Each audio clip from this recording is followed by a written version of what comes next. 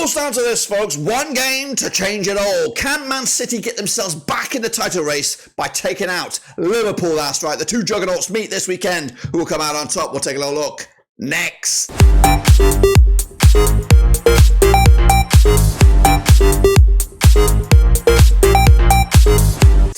That's right, folks, back once again with another prediction video today. It's all about the Premier League, that's right, to see who will have the upper hand in a stacked out fixture list. We'll take a look at that and more in a second. If you're new, where you been? Smash your subscribe and you want to stop shop for Blackburn Rovers, Premier League, World Football. We've got it all here under one rooski. That's right, it is Liverpool's to lose right now as Arsenal, Man City, of course, continue to drop points all over the place. But, of course, this weekend could be a decisive game which could decide the title's destination at the end of the season. We'll look at it, all of it in a second. Of course, if you knew where you've been, hit the old subscribe. And of course, big shout out to the patrons, you know who you are. Big shout out to the members, you know who you are, for your continued support behind the bloody scenes. What we're going to do now, though, is recap the results from the last round of games and then kick on forward to the next round of matches, and also bringing you a quickie sweet update in the Superbru. So let's get into it.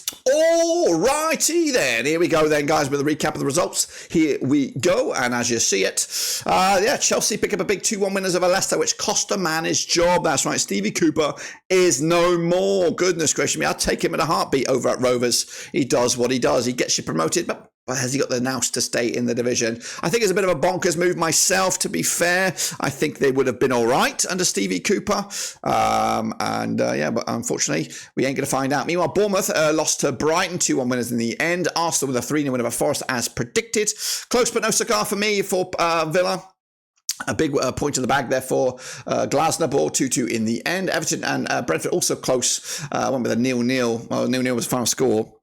I went with the 1-0 win. Meanwhile, Wolves have started to show up and deliver with a big 4-1 win over Fulham to put them right back in the thick of things over in the Premier League, their survival race. Meanwhile, City against Spurs. What's gone wrong with City?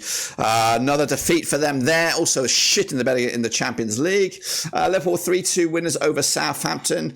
Ipswich again picking up a massive point against a new coach at Manchester United. And Newcastle against West Ham going the other way as it's a complete shit show for me from predictions. But hey, it happens. You get those weeks. You get those absolutely miserable prediction results. And to be honest with you, it looks like it was one of those for me.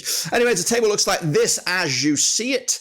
It is Liverpool, it is Man City, Chelsea up there in third with Arsenal all the way down to fourth. Going down is Southampton, it's Crystal Palace and it's Ipswich. Southampton need the result. Crystal Palace also in a bit of trouble and they also need some results. In fact, it is interesting. And I think right now we do have a spicy relegation discussion on our hands as well. Meanwhile, over the Superbru, as you see it, T Green 2009 tops the bills there with 12 points this past weekend.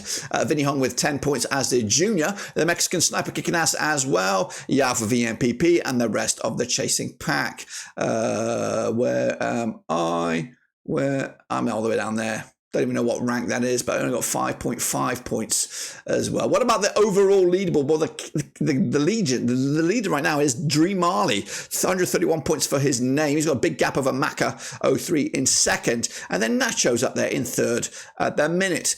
Going down, I'm all the way down, where am I? 46th, it says. T Green there, big mover. How many movers is he? 17 spots. I'm down 5 spots, but I'm just outside the 100-point barrier. But it is, of course, a marathon, not a sprint. If you see your name in there, please smash that like. If you don't, smash your subscribe because you're missing out. And don't forget to get involved with the Superbru. It is here. It is free, of course, wide open, and plenty more time to get your name in lights. So that's the situation there. This is the next round of games, guys. It is a stacked out agenda with a massive game on the fixture list as well, and it will take place on Sunday. It's Liverpool, it's Man City. We'll save that bagger till the end. Let's go though to Brighton against Southampton, coming at you at the American Express Community Stadium. That's Brighton under Fabian Hutzler. They sit fifth, 22 points in the campaign, 2 defeats in the last 6, 58% form up against Southampton under Russell Martin. They are 33% form for them right now. They are rock bottom with just 4 points to the name.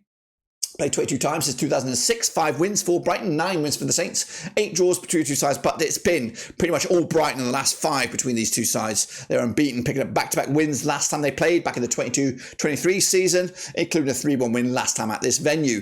Brighton on the back of that 2-1 win over Bournemouth, so of course following on from that 2-1 win over Manchester City. Southampton were close against Liverpool, but of course failed, with the last win being at this venue, a 1-0 win over Everton back on match day number 10. The odds though for this one, 5-2 on.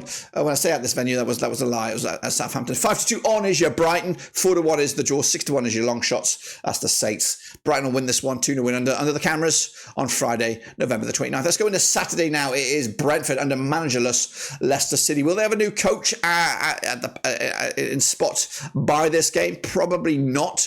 But it is the Brentford Community Stadium. It's Thomas Frank's Brentford, who are 11th, 17 points in the campaign, just 1 defeat in the last 5 up against Leicester, who are 25% form for them right now, winless in 5. They sit 16th with 10 points to the name. They played each other 6 times to 2020. Nothing for Brentford, 4 for Leicester. There's been 2 draws between these two sides. Last time around at this venue, it was a 1-1 draw back in March 2023. In fact, it's been back-to-back draws between these two sides. In fact, open up a bit more. The last 6, Leicester are unbeaten against Brentford over the last 6. Picking up 4 wins and a couple of draws, of course. Leicester, though, on the back of that 2-1 loss to Chelsea. I don't know what they were expecting, really. When you look at the last few games, Man United twice, Ipswich, Chelsea, I don't know what they expected. It does feel like they probably had somebody lined up, Leicester, to make that call, or want to get a head start on maybe a couple of other clubs for a Ruud van Nistelrooy or somebody else. Anyway, of course, Brentford on the back of that 0-0 draw against Everton. The bookies, though, for this, 20-13 on is your Brentford, 65 is the draw, 50-4 is your away win. No manager, no points. 3-1 winners, Brentford taking it. Palace up against Newcastle, coming at you over at Selhurst Park. Crystal Palace under Oliver Glasner. They're on 50% form for them right now. 1-2 lost to and drawn to over the last 6. They sit 19th with 8 points to the name. Up against the Geordies on 50% form for them right now. 1-3 and lost 3 over the last 6. They sit 10th with 18 points to the name. They played each other 30 times since 1994. 6 wins for Palace, 16 wins for Newcastle, 8 draws between the two sides. The last time they played at this venue was a 2-2 win for Palace back in April 2024. Palace on the back of that draw against Aston Villa. But the last time they played at this venue, they lost to Fulham. The last win was at Villa in the Cup. Newcastle, though, are losing to West Ham last time around, which was a surprise on their own backyard as well. 19-10 is your Palace, 13-10 is your Newcastle, 13-5 is the draw. I don't know, I find it difficult, but I'm going to go with Palace here. I just think maybe it's all going to click into place here soon for Palace. I'm not saying they're going to blow teams out of the way, but this is a long way to go for the Geordies, and I just think Palace will have the upper hand. I think they're slowly getting back into the Glasner ball of last year. Of course, they've got they've lost a bit of talent from that last year to this year, but I just think they've still got a lot of key ingredients that make them what they are. So eventually, it's all going to fall into place, and I think they'll get something here big. Meanwhile, Forest against Ipswich coming at the City Ground. That's right. Also on Saturday, November the 30th, it's Nuno Santos Forest, who are 7th right now, back-to-back defeats, coming back down to reality maybe. Ipswich under Kieran McKenna, they are 18th with 9 points. They're unbeaten in the last 3 matches. And they played each other 34 times since 1994. We have 17 wins for Forest, 8 wins for Ipswich. There's been 9 draws between the two sides. And the last time they played at this venue, it was a 2-0 win for Forest back in December 2018. That was in the Championship. The last 5 games between these two sides have ended up more often than not, as in, going with the hosts here. Basically, the host has not lost this game since Ipswich played Nottingham Forest at Portman Road back in November 2016. Forest, though, on the back of that 3-0 loss to Arsenal. Ipswich on the back of that point against Manchester United at Portman Road. The odds, though, for this, 6-4 on is your Forest, 4-1 is your Ipswich, 29-10 is the draw. I think Ipswich are getting there. Again, just like Palace, I think they're slowly grinding them out, and I think they'll grind out a point on this one. Going to go with a draw on the road, massive for Ipswich. Forest will be happy with another point in the bag. They might have moved the goalpost a little bit for their aspirations this season, but they'll be safe. Forest under Espirito Santo. But can they get more than just safety? Can they get more than that? Meanwhile, what about Wolves? They've just turned it around right now. Up against Bournemouth, of course, Gary O'Neill up against his old club. Of course, he's got that score to settle. Coming at you over at Molineux on the 30th of November. Played 10 times in 2014, 4 wins apiece and 2 draws. That's right. Wolves under Gary O'Neill, 17th right now, 9 points to the name. They're unbeaten the last 4, including back-to-back wins. Bournemouth under Andy Areola, they were on a right good bit of form earlier in the campaign here, but now it's been back-to-back defeats for them. They are 13th for the table, 15 points points for the campaign. Last time they played at this venue, it was a 1-0 win for Bournemouth back in April 2024. They exchanged victories at their own venues last time around. Wolves winning at Bournemouth, Bournemouth winning at Wolves. Last time around, though, Wolves picking up a 4-1 win over Fulham. And last time out at this venue, they picked up a 2-0 win over the Saints to make it back-to-back games, though, at Wolves, unbeaten. Meanwhile, Bournemouth on the back of that 2-1 loss to Brighton. The last victory being at home to Man City, which does seem like a lifetime ago. But 7-4 is your Wolves, 7-5 is your Bournemouth, 13-5 is the draw. It's the Gary O'Neill derby here, guys. But I'm going to back Wolves. They've just turned it around right now, and I think they're on their up. They're on their up. Big win for them. 2-0 winners.